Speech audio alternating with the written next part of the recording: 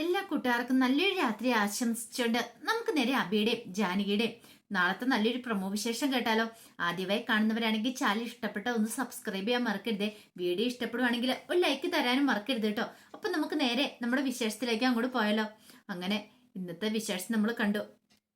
സൂര്യനാരായണനെ കുറിച്ച് ഓർത്തിട്ട് അബിക്കും ജാനകിക്കും ഒക്കെ എന്ത് ചെയ്യണമെന്ന് അറിയത്തില്ലായിരുന്നു. ഒരിക്കലും ഇനി അച്ഛനെ കിടന്ന കിടപ്പിൽ നിന്ന് എഴുന്നേക്കില്ലെന്ന് അറിഞ്ഞു കഴിഞ്ഞപ്പോഴത്തേനും സഹിക്കാൻ പറ്റുന്നുണ്ടായിരുന്നില്ല അബിക്ക്. കാരണം അച്ഛൻ പോയിട്ടുണ്ടെങ്കിൽ തനിക്ക് പിന്നെ ആരുമില്ല എന്നൊരു തോന്നലൊക്കെ അബിയുടെ മനസ്സിലേക്ക് വരുവാണ്. ഈ സമയം ജാനകി പോയി ആശ്വസിപ്പിക്കുന്നുണ്ട്. പോട്ടെ അബിയേട്ടാ, ഒന്നും സംഭവിക്കില്ല, അച്ഛൻ എഴുന്നേറ്റ് നടക്കും, എനിക്ക് ഉറപ്പുണ്ടെന്ന് പറയണം. കുറച്ചു നാളും മെഡിസിൻ കണ്ടിന്യൂ ചെയ്താൽ മതിയായിരിക്കും, അച്ഛനെ നമുക്ക് എഴുന്നേപ്പിച്ച് നടത്താന്നൊക്കെ പറഞ്ഞിട്ട് അങ്ങനെ അബിനെ ആശ്വസിപ്പിക്കുന്നുണ്ട്. ആ സമയത്ത് ജാനകിക്ക് അറിയില്ലായിരുന്നു ഇങ്ങനെയൊക്കെ താൻ പറഞ്ഞാലും ഒരിക്കലും അച്ഛനെ എഴുന്നേക്കില്ല എന്നുള്ളതാണ് സത്യം. അത് പക്ഷെ ഇപ്പൊ അബിയേട്ടനോട് പറഞ്ഞ അബിയേട്ടന്റെ മനസ്സ് ഒന്നുകൂടെ വേദനിക്കത്തല്ലേ ഉള്ളൂ. ആ ഉള്ള പ്രതീക്ഷകളും കൂടെ നഷ്ടപ്പെടൂലെന്ന് ഓർത്തുകൊണ്ട് അവരങ്ങോട്ട് ഇരിക്കുവാണ്. ഈ സമയം അമല് വീട്ടിലേക്ക് വരുവാണ്. അമല് വീട്ടിലേക്ക് വന്നു കഴിഞ്ഞപ്പോഴത്തേനും അവിടെ പ്രഭാവതി ഉണ്ടായിരുന്നു. പ്രഭാവതിയുടെ അടുത്തേക്ക് അമല എല്ലുവാണ്. അമ്മ എന്ത് പരിപാടിയായി കാണിക്കണമെന്ന് ചോദിക്കും. എന്താടാ, അല്ല അമ്മ ഒരു മനുഷ്യശ്രീ തന്നെയാണോ? അല്ല അച്ഛൻ ഇമാതിരി അവിടെ കിടക്കണോ? അമ്മ ആ ഹോസ്പിറ്റലിലേക്ക് ഒന്ന് തിരിഞ്ഞു പോലും നോക്കില്ല. അച്ഛൻ ഇനി ഒരിക്കലും എഴുന്നേക്കാൻ പറ്റില്ലെന്നാ ഡോക്ടർ പറഞ്ഞേ. എന്നിട്ട് അമ്മയ്ക്ക് ഇത് എങ്ങനെ സാധിക്കുന്നു ചോദിക്കാം. ദേ അമലെ, നീ കൂടുതൽ എന്നെ പഠിപ്പിക്കാൻ വരണ്ടെന്ന് പറയാ. അമ്മയ്ക്ക് ഇത് എത്ര ഈസി ആയിട്ട് പറയാൻ സാധിക്കുന്നു.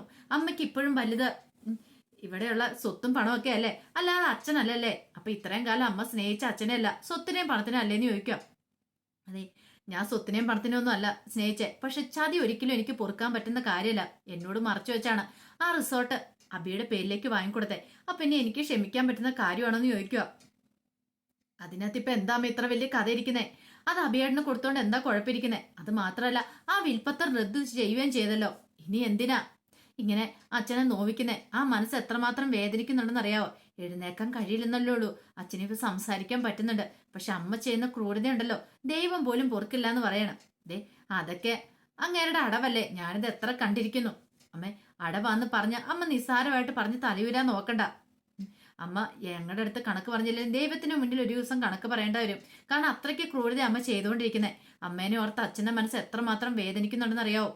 അമ്മ ഡിവോഴ്സായി പോന്ന് പറഞ്ഞുകൊണ്ട് മാത്രമാണ് അച്ഛൻ ആ വിൽപ്പത്രം റദ്ദ് ചെയ്യാനായിട്ട് തീരുമാനിച്ചത് തന്നെ. അല്ലെങ്കിൽ ഒരു കാരണവശാലും അത് ചെയ്യത്തില്ലായിരുന്നു എന്ന് അമല് പ്രഭയോട് പറയണം. ഇത് കേട്ടതും പ്രഭ പറഞ്ഞു, അതെ നീ എന്റെ കൺമുന്നിൽ നിന്ന് പോകുന്നുണ്ടോ? എനിക്കൊന്ന് സ്വസ്ഥത സമാധാനം വേണം, കൂടുതൽ എന്നെ പഠിപ്പിക്കാൻ വരണ്ട എന്നൊക്കെ പറഞ്ഞുകൊണ്ട് അമലിനോട് ദേഷ്യപ്പെടുവാണ്. അമൽ ഒന്നും മിണ്ടാതെ അങ്ങോട്ട് പോയി. അമലിന് മനസ്സിലായി ഇനിയിപ്പൊ പറഞ്ഞിട്ട് കാര്യമൊന്നുമില്ല, സ്വയം മനസ്സാലെ പോണം എന്നുള്ളേ. ആരെങ്കിലും നിർബന്ധിച്ചു കൊണ്ടുപോകാൻ പറ്റുന്ന കാര്യമൊന്നും അല്ലത്. അവനോട് തോന്നിയാൽ മാത്രമേ പോകാൻ പറ്റുള്ളൂ. അല്ലെങ്കിലും ഭർത്താവ് ഇങ്ങനെ അവസ്ഥ കിടന്നു കഴിയുമ്പോ ഏതൊരു ഭാര്യയാളും പോയി നോക്കും. പക്ഷെ തന്റെ അമ്മയുടെ മനസ്സ് കുറെ കടും കട്ടി തന്നെയാണ് എന്നൊക്കെ ഓർത്തണ്ട അമല് മുറിയിലേക്ക് എഴുന്നേ. അപ്പൊ അപർണ എവിടെ ഉണ്ടായിരുന്നു. അപർണ പെട്ടെന്ന് അമലിനെ കണ്ടിച്ചു, എങ്ങനെയുണ്ട് ഹോസ്പിറ്റലിൽ പോയിട്ട്? ഇത് കേട്ടതും അമല് പറഞ്ഞു, നീ എന്തിനാ അതൊക്കെ അറിയണേ? നിനക്കത് അറിയേണ്ട കാര്യമില്ലല്ലോ. നീ കാരണോ അപർണ ഇപ്പൊ ഈ പ്രശ്നങ്ങളൊക്കെ ഉണ്ടായിരിക്കുന്നേ? ഞാൻ കാരണോ? അതെ, ആ റിസോർട്ടിന്റെ കാര്യം പൊക്കിക്കൊണ്ടു വന്ന നീയല്ലേ. പക്ഷെ നീ ഒന്ന് ഓർത്തോ, നീ ഇപ്പൊ ഈ കാണിക്കുന്നതൊക്കെ ഉണ്ടല്ലോ ഒരിക്കലും നിനക്ക് നല്ലതിനല്ല വരാൻ പോകുന്നേ. അവസാനം നീ അനുഭവിക്കുമെന്ന് പറയണം. ഞാൻ എന്ത് അനുഭവിക്കാൻ അമനെ? ഞാനൊന്നും അനുഭവിക്കാനൊന്നും പോകുന്നില്ല. നിന്റെ അച്ഛൻ തളർന്നു വീണേന് ഞാനിപ്പോ എന്ത് ചെയ്യാൻ പറ്റും? പിന്നെ ഈ വിൽപ്പത്തർ റദ്ദ് ചെയ്യുന്നതിനെ കുറിച്ചൊക്കെ കൂടുതലായിട്ട് പറഞ്ഞ് ഞാനല്ല, നിന്റെ ചേട്ടൻ അജയ് തന്നെയാന്ന് പറയണം. ദേ അജയ് നീ എല്ലാരും കൂടെ ചേർന്നിട്ടായി തന്ത്രം ഒരുക്കിയേക്കെന്ന് എനിക്കറിയാം. പക്ഷെ ഇതങ്ങനെ ഈ അമല് വെറുതെ വിടാൻ പോകുന്നില്ല. എന്റെ അച്ഛനാണ്. അച്ഛനെന്തേലും സംഭവിച്ചാണ്ടല്ലോ ഒന്നിനെ ഞാൻ വെറുതെ വിടത്തില്ലെന്ന് പറയാ. നീ എന്ത് ചെയ്യാനാ? നീ ഒന്നും ചെയ്യാൻ പോകുന്നില്ല. പിന്നെ ഈ പറയുന്ന നിന്റെ അച്ഛൻ ഇനി എഴുന്നേക്കുന്ന കാര്യം സംശയമാണ്. കിടന്ന കിടപ്പാനല്ലേ ഉള്ളൂ, കയ്യും കാലും പോലും ചലിക്കുമല്ലോ എന്ന് പറയാണ്. ഇത് കേട്ട അമല് പറഞ്ഞു, ഇന്ന് നിന്നോട് ആരാ പറഞ്ഞേ എന്റെ അച്ഛൻ എഴുന്നേക്കും, എനിക്ക് ഉറപ്പുണ്ടെന്ന് പറയണം എന്നും പറഞ്ഞിട്ട് അമല് ദേഷ്യപ്പെട്ട് അങ്ങോട്ടേക്ക് പോവാണ്. അപർണ പിന്നീട് വിശ്വനാഥൻ തമ്പിനെ വിളിക്കുവാണ്. തമ്പിനെ വിളിച്ചിട്ട് തമ്പി വെച്ച് എന്തൊക്കെയായി മോളെ വിശേഷങ്ങൾ അവിടുത്തെ? അല്ല അച്ഛനറിഞ്ഞ കാര്യങ്ങളൊക്കെ അതൊക്കെ തന്നെയാ. അങ്ങനെ ഇനി ഒരിക്കലും എഴുന്നേക്കില്ല എന്ന് പറയണ. എഴുന്നേക്കില്ലച്ചാ, അങ്ങനെ ഒരു ഗുണം കൂടെ ഉണ്ടാക്കി ഇട്ടിട്ടുണ്ടെന്ന് പറയാണ്. അല്ല അപ്പൊ ഇനി ബാക്കി കാര്യങ്ങളൊക്കെ അതൊന്നും അറിയത്തില്ല എങ്ങനെയാന്ന്. ഒരു കാര്യത്തിൽ ഉറപ്പാ, ഇനി ഇപ്പൊ അങ്ങേര് തല പൊക്കില്ല. അച്ഛനെ കാണാൻ പറ്റുമെങ്കിൽ അച്ഛനൊന്ന് പോയി കാണാം, ഈ കിടപ്പ് വേണം അച്ഛൻ കാണാനായിട്ട്. ഇത് കേട്ടൻ തമ്പി പറഞ്ഞു, അത് ശരിയാ, കുറെ കാലത്തെ എന്റെ ആഗ്രഹമായിരുന്നു അവനെ ഒന്ന് വീഴിക്കണം എന്നുള്ള. അങ്ങനെ എന്റെ ആഗ്രഹം സാധിച്ചിരിക്കുന്നു. ഇനിയിപ്പൊ അവൻ എനിക്ക് നേരെ തല ഉയർത്തുമല്ല, ഒരു കാരണവശാലും എന്റെ മുന്നിൽ നേർക്ക് നേർന്ന് സംസാരിക്കത്തില്ലോ. ഇങ്ങനെ ഒരു ദിവസത്തിന് വേണ്ടിയിട്ടാ ഈ തമ്പി കാത്തിരുന്നേന്ന് പറയണം. പിന്നീട് തമ്പി അല്ല അവിടെ ഒരു പെൺകൊച്ചുണ്ടല്ലോ, ആ ലച്ചു എന്തോ അതിനെ എത്രയും പെട്ടെന്ന് ഇനി പറഞ്ഞു വിടാൻ നോക്കണം. ഇപ്പൊ നിനക്ക് ആ വീട്ടിലാണെങ്കിൽ തടസ്സങ്ങളും കാര്യങ്ങളും ഒന്നും ഇല്ലല്ലോ എന്ന് പറയണം. അത് ഞാൻ നോക്കുന്നുണ്ട് അച്ഛാ, മാക്സിമം നോക്കുന്നുണ്ട്. പക്ഷെ ഈ സമയത്ത് അവളെ പറഞ്ഞു വിട്ടാൽ എനിക്കത് ബുദ്ധിമുട്ടായിരിക്കും. കാരണം അടുക്കള ജോലി ചെയ്യാൻ വേറെ ആളില്ല. പോരാത്തന്നെ ജാനകി ഹോസ്പിറ്റലുമാണ്. ഓ അത് ശരിയാണല്ലോ, ഞാൻ ആ കാര്യം കൂടെ ഓർത്തില്ലെന്ന് പറയണം. അതൊന്ന് കഴിയട്ടെ അച്ഛാ, അവളെ നമുക്ക് നേരത്തെ തന്നെ പറഞ്ഞു വിട്ടേക്കാം, പിന്നെ ഒരു പ്രശ്നം ഉണ്ടാകത്തില്ലെന്ന് പറയാണ്. അങ്ങനെ കുറെ സമയം കൂടെ സംസാരിച്ചിട്ടാണ് ഫോൺ വെക്കുന്നത്. ഈ സമയത്ത് തമ്പിയുടെ അടുത്തേക്ക് വന്നിട്ട് അപർണയുടെ അമ്മ ചോദിച്ചു, അല്ല എങ്ങനെയുണ്ട് ആ എന്നാ അപർണയുടെ അച്ഛൻ എങ്ങനെയുണ്ടെന്ന്. അപർണയുടെ എന്ന് പറഞ്ഞാൽ അമലിന്റെ അച്ഛൻ എങ്ങനെയുണ്ടെന്ന് ചോദിക്കുകയാണ്. ഇത് കേട്ട് കഴിഞ്ഞപ്പോഴത്തേനും പറഞ്ഞു, അവൻ ഇനി ഒരിക്കലും എഴുന്നേക്കാൻ പോകുന്നില്ല എന്ന് പറയണം. എഴുന്നേക്കാൻ പോകുന്നില്ലേ? എന്തൊക്കെയാ കേൾക്കണേന്ന് ചോദിക്കണം. ഈ പാവം മനുഷ്യരായിരുന്നു പറയാ. പിന്നെ പാവം മനുഷ്യൻ, പിന്നെ നിനക്ക് പാവമല്ലാത്ത ആരും ഇല്ലല്ലോ. എന്നെ കുറെ കണ്ണീര് കുടിപ്പിച്ച അവനെ അങ്ങനെ സൂചിച്ച് ജീവിക്കണ്ട. ഇപ്പൊ അവനുള്ള ശിക്ഷ കിട്ടിയിരിക്കാന്ന് പറയണം. ഇത് കേട്ട് കഴിഞ്ഞപ്പോഴത്തേനും അവരുടെ അമ്മയ്ക്ക് സഹിക്കാനായിട്ട് പറ്റില്ല. അവര് പറഞ്ഞു, എന്നാലും ഇപ്പൊ ഈ സമയത്ത് ഇങ്ങനെയും ചിന്തിക്കരുത് തമ്പിയേട്ടാ. കാരണം ഒരാൾക്കൊരു ആപത്ത് വരുന്ന സമയത്താണോ ഇങ്ങനെ ചിരിക്കണമെന്ന് ചോദിക്കും. ഈ സമയത്ത് ഞാൻ അട്ടഹസിച്ചിരിക്കേണ്ട ആളാ, അറിയാലോ. ഞാൻ ആ കാഴ്ചയൊന്ന് കാണാൻ പോകുന്നുണ്ട് എന്ന് പറയാണ്. പിന്നീട് തമ്പി അങ്ങോട്ടേക്ക് പോവാണ്. ഈ സമയം വല്ലാത്തൊരു വിഷമത്തിലായി പോയി നിരഞ്ജനയുടെ മനസ്സിൽ പല പല സംശയങ്ങളും വരുവാണ്. കാരണം ചിന്തിക്കാൻ പറ്റുന്നതിലും അപ്പുറമാണ് ഒരു വശത്ത് അജയനെ കുറിച്ചുള്ള ചിന്തകള്. അജയും അപർണയും തമ്മിൽ എന്തെങ്കിലും ബന്ധം ഉണ്ടായിരിക്കുമോ? ഒരുപക്ഷെ അതുകൊണ്ടാണോ തന്റെ കണ്ണു പിടിച്ച് അവിടെ പോയിരിക്കേണ്ട ഒരു കാര്യമില്ല. ആ മുറിയിൽ പോയി അവരെന്തൊക്കെ തന്നെ ഡിസ്കഷൻ ആയിക്കോട്ടെ, പക്ഷെ അമലില്ലാത്ത സമയത്ത് ആ മുറിയിൽ കയറേണ്ട കാര്യം അജയ്ക്കില്ല. പോരാത്തന് അപർണ തന്ത്രം പഠിച്ചവളാണ്. അജയെ മയക്കെടുത്തിട്ട് അവൾ അവളുടെ കാര്യസാധ്യത ഉപയോഗിക്കും. അതുറപ്പുള്ള കാര്യമാണ്. ആ റിസോർട്ടിന്റെയാണ് അവളുടെ പ്രധാന പ്രശ്നം. അതിനേക്കാൾ ഉപരി ഇപ്പോഴും ഈ സ്വത്തുക്കളൊക്കെ ഭാഗം വെക്കുന്നതിനെ കുറിച്ചാ. ഒരുപക്ഷെ ഒരിക്കലും അജയോടൊപ്പം നിൽക്കാനായിട്ട് സാധിക്കില്ല. ഇവൻ ഇങ്ങനെയായിരുന്നെന്ന് അറിയായിരുന്നെങ്കിൽ ഒരിക്കലും താൻ ഇവനെ സ്നേഹിക്കില്ലായിരുന്നു. തനിക്കാണ് ചതി പറ്റിയത്, ഒന്നും വേണ്ടിയിരുന്നില്ല എന്നൊരു ചിന്ത നിരഞ്ജയുടെ മനസ്സിനെ വേട്ടയാടുവാണ്. പക്ഷെ എന്ത് ചെയ്യാൻ പറ്റും, ഒന്നും ചെയ്തിട്ട് കാര്യമില്ലല്ലോ. പിന്നീട് പൊന്നൂസ് ആകപ്പാടെ വിഷമിച്ചിരിക്കുകയാണ്. പൊന്നൂസിന് കിടന്നിട്ട് ഉറക്കവും വരുന്നുണ്ടായിരുന്നില്ല. പൊന്നൂസ് ഇങ്ങനെ ആലോചിച്ച് കിടക്കുവാണ്. അപ്പത്തേനും ലച്ചു ചോദിച്ചു, എന്താ പൊന്നൂസേ, പൊന്നൂസിന് ഉറക്കം വരുന്നില്ലെന്ന് ചോദിക്കാം. ഇല്ല ലച്ചു ചെറിയമ്മേ, എനിക്ക് ഉറക്കം വരുന്നില്ല എന്ന് പറയണം. അതെന്താ? എനിക്കറിയത്തില്ല, എനിക്ക് എൻ്റെ അമ്മേനെ കാണാൻ തോന്നുന്നു പറയണം. ഇപ്പൊ എന്ത് ചെയ്യാൻ പറ്റും? അതേ നമുക്ക് നാളെ രാവിലെ പോകട്ടാന്ന് പറയണം. എനിക്ക് അമ്മേനെ കാണണം എന്നൊക്കെ പറയാ. ലച്ചുവിനും ഭയങ്കര സങ്കടമായിപ്പോയി. പൊന്നൂസാണെങ്കിൽ ഇതുപോലെ ഇങ്ങനെ മാറി നിന്നിട്ടൊന്നുമില്ല.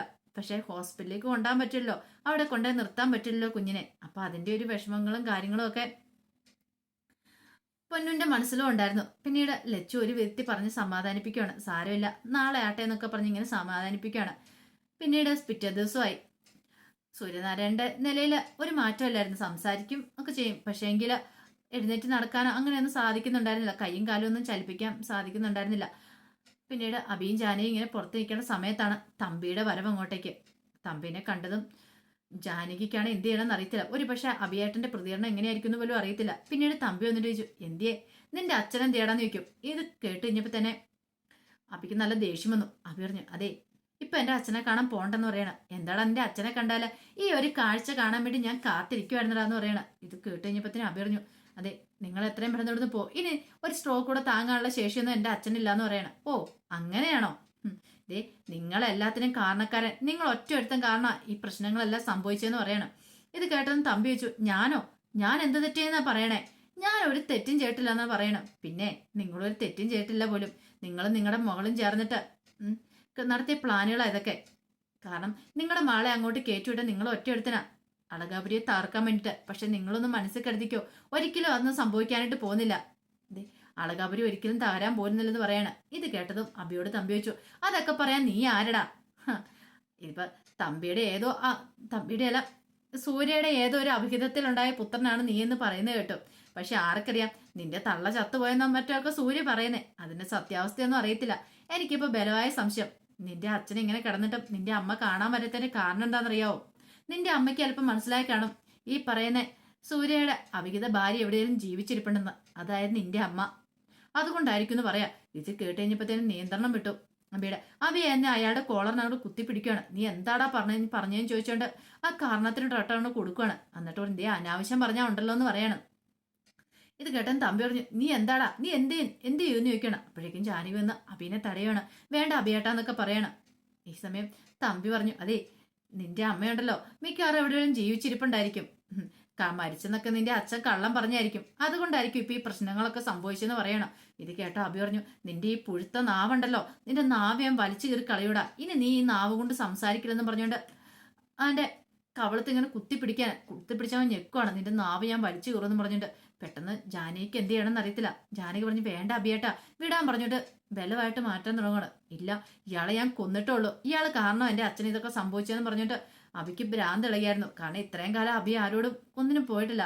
പക്ഷെ അച്ഛനൊരു പ്രതിസന്ധി വന്നെന്ന് അറിഞ്ഞപ്പോ അഭിക്ക് സഹിക്കാൻ പറ്റില്ല. സഹിക്കാൻ പറ്റുന്നതിലും അപ്പുറമായിരുന്നു. അപ്പൊ അതിന്റെ വിശേഷങ്ങളൊക്കെയാണ് നാളെ നമ്മൾ കാണാൻ പോകുന്നത്. എന്തായി തീരുമെന്നൊന്നും അറിയത്തില്ല. അതിന്റെ വിശേഷങ്ങളൊക്കെ നമുക്ക് എല്ലാവർക്കും കാത്തിരിക്കാം കേട്ടോ. ഇനി ഒരു പക്ഷേങ്കില് പ്രഭാതി ഹോസ്പിറ്റലിലേക്ക് വരുമോ, ഇനിയിപ്പോ സൂര്യനാരായണൻ എഴുന്നേറ്റ് നടക്കുമെന്ന് അറിയത്തില്ല. ചിലപ്പോൾ കുറെ നാൾ കഴിയുമ്പോൾ മെഡിസിനൊക്കെ ചെന്ന് കഴിയുമ്പോഴത്തേനും എഴുന്നേറ്റ് നടക്കുമായിരിക്കും. അപ്പൊ അതിന്റെ വിശേഷങ്ങളൊക്കെ നമുക്ക് എല്ലാവർക്കും കാത്തിരിക്കാം. ഒരിക്കൽ കൂടി എല്ലാവർക്കും നല്ലൊരു രാത്രി ആശംസിച്ചു നിർത്തുന്നു. നന്ദി.